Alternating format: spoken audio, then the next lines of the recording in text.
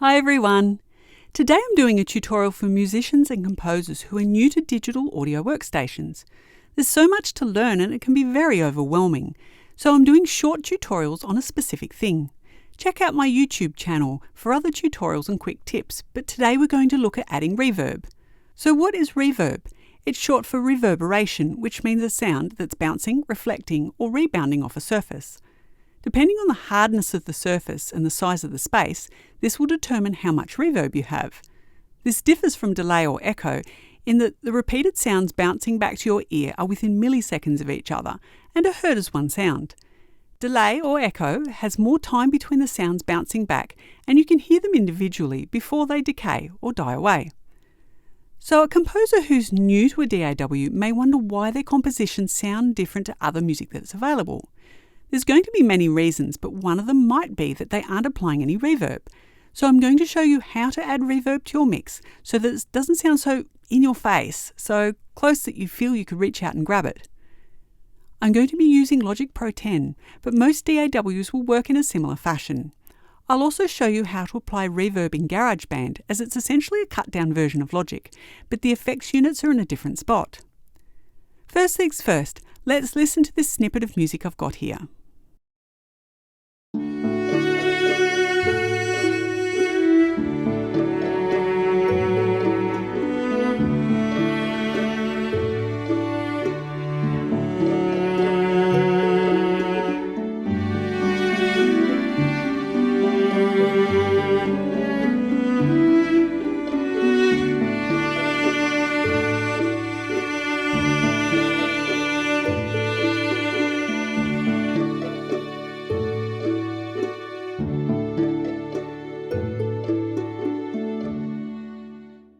As you can hear, it's pretty dry. It doesn't sound quite right because everything we hear has a degree of reverb. The only time you'll hear dry sounds is if you're in an anechoic chamber or you've close mic'd an instrument that you're recording. Now, you could insert a reverb unit on each track, but that's going to use a fair bit of processing power.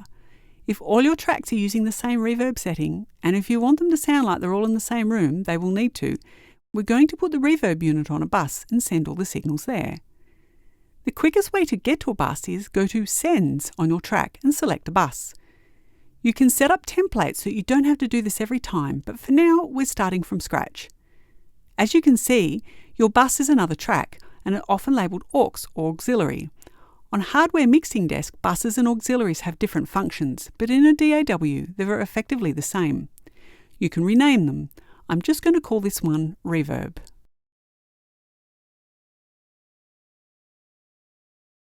Okay, so up here, I'm going to select a reverb unit.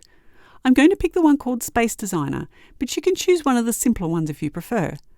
I'm going to use this one to give you an idea of the different types of reverb and how they sound. You can manipulate all these elements, but I'm going to leave that for now and just use the default.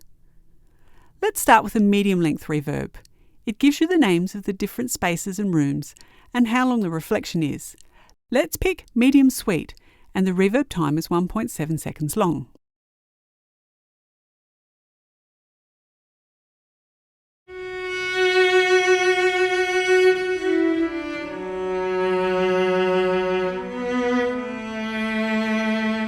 Okay, so now it's added to our track, but we can't hear anything yet. That's because we're not sending the signal to the bus. This is how we do that. Now, see how that little dial is to the right? This means the signal coming back in your signal flow comes after the effects of your fader, so whatever is happening on the bus, it will be affected by your track fader. If you pull your fader down, it will bring the whole signal down, reverb included, like this.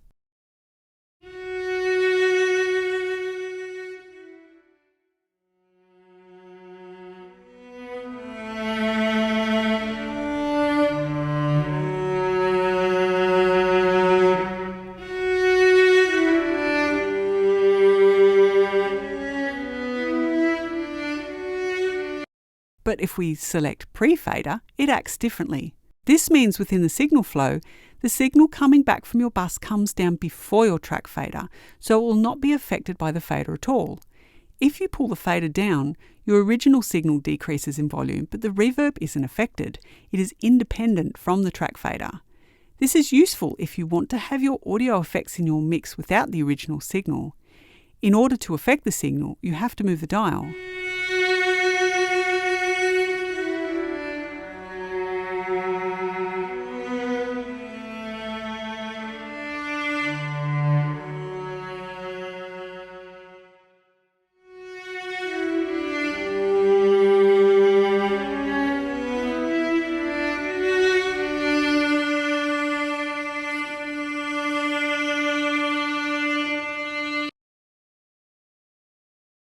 If that's doing your head in a bit, I'm going to create a tutorial on signal flow, so that should make things a bit easier to understand. But right now, I'm going to choose post fader as one less thing we have to think about. Now I'll set it at a level I'm happy with.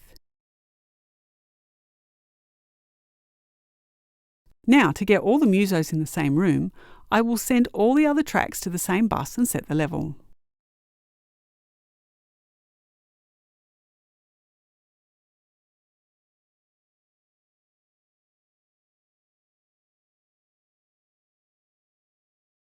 So as I said before, you can change the level of reverb by moving the dial. And if you want to change the reverb itself, go to the bus and select the plugin. Let's pick another one.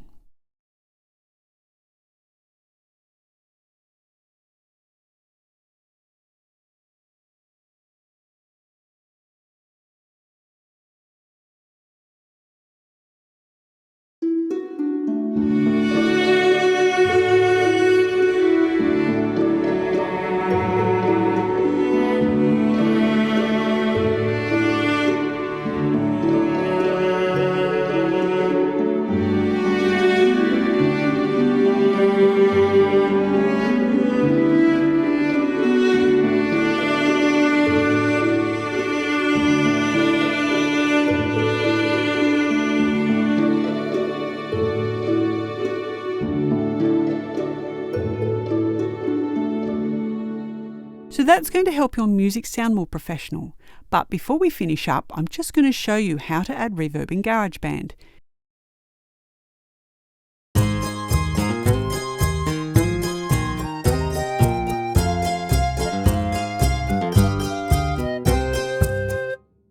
You don't have as many options, but it will still sound better than if you don't apply it. As GarageBand doesn't show the tracks vertically like a mixing desk, we have to go to this icon up here, which looks like a dial. If you click on that, it gives you the ability to manipulate your signal. Down here, it says plugins. Let's click on that. So these are the plugins that are here at the moment. If it's blue, it means it's active.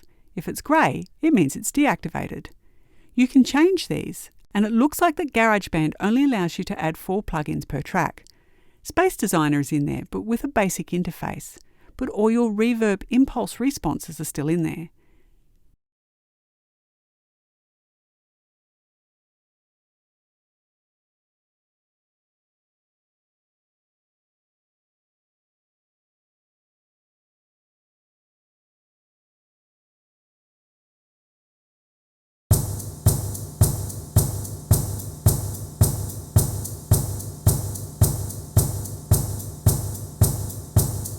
There are no buses or auxiliaries in GarageBand, so you are going to have to add a reverb unit to each track.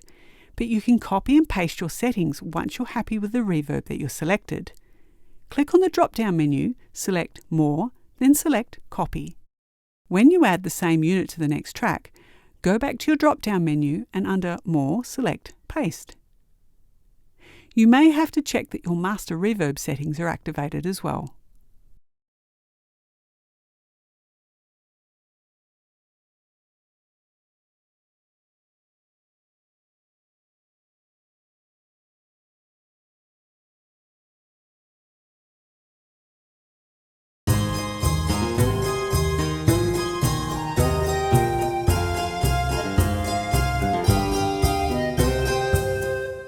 And that's it. I hope you found this useful, and I'll see you in the next video. Bye for now.